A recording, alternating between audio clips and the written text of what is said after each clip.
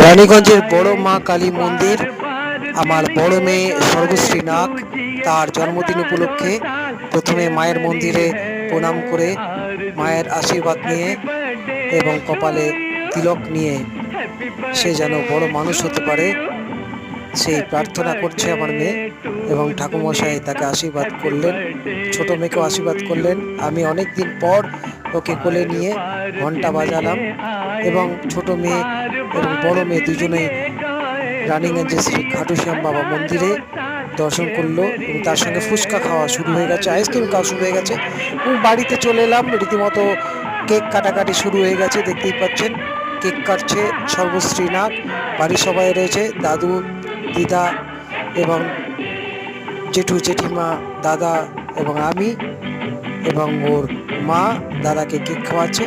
তো আশীর্বাদ করুন সবাই।